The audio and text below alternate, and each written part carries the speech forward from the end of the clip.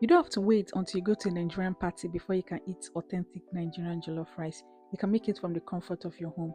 Let's make this one together.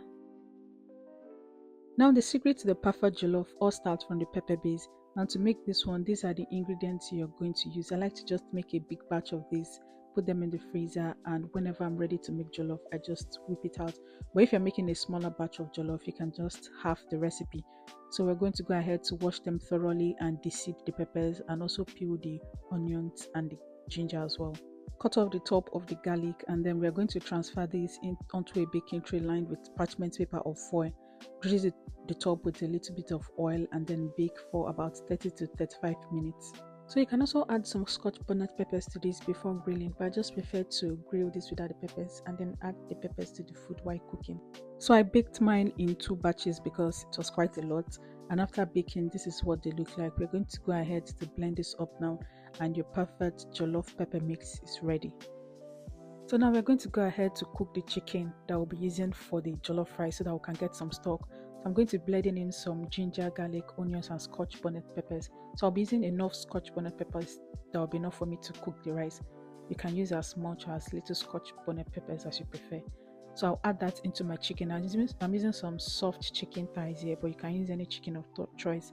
I'll add the pepper mix in, adding some curry, thyme, rosemary, salt, bay leaves and chicken seasoning cubes. Mix this together and then I'll allow this to cook for like 15 to 20 minutes. So after about 15 minutes, we're going to open this up, give this a quick stir and then turn off the heat, and then we're going to go ahead and grill this. You can also fry it if you prefer, and then we're going to set the stock aside for cooking the rice. So the next thing we're going to do is to chop up some onions, and you can use as much or as little onions as you prefer. We're going to chop this up and also chop up 1 tomato. I'm using 1 medium-sized tomatoes here.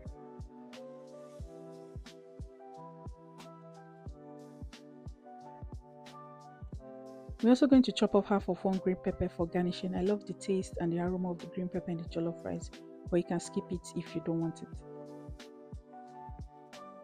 So now let's go ahead to make the jollof. In a pot, you're going to add in some oil and the onions. Now it is important that you're using a stainless steel pot, as this will enable the rice to burn a little bit and this will give it that party jollof effect. So after the onions has fried for like 1 to 2 minutes, you're going to add in some curry, thyme and a little bit of rosemary, and then fry that for another 2 minutes before going in with our tomato paste. So you want to fry this on low heat so that it doesn't burn until it looks like this. This may take anywhere from 7 to 10 minutes, and then we're going to go in with the pepper and tomato mix that we made earlier. So we're going to mix this until it's combined, and then we're going to go in with the meat stock and then water. We're also going to be adding in some salt and then some chicken seasoning cubes. Taste this and adjust the seasoning to your taste. We're going to cover this up and allow it to boil up before adding in our rice. So I'm using some long grain rice here, but you can also use basmati rice if you prefer. I just washed it until the water ran clear like 6 to 7 times, but you can also parboil it if you want. But if you're parboiling it, just parboil it lightly, because we want the rice to stand alone when it's cooked and not be too mushy or clumped up together. So you want your rice to have this color at this point. We're going to go in with some bay leaves and the tomatoes which we cut up earlier, and then cover with some foil. So you can leave the tomatoes and use it to garnish the rice after the rice is cooked, but I just prefer to add it at this point.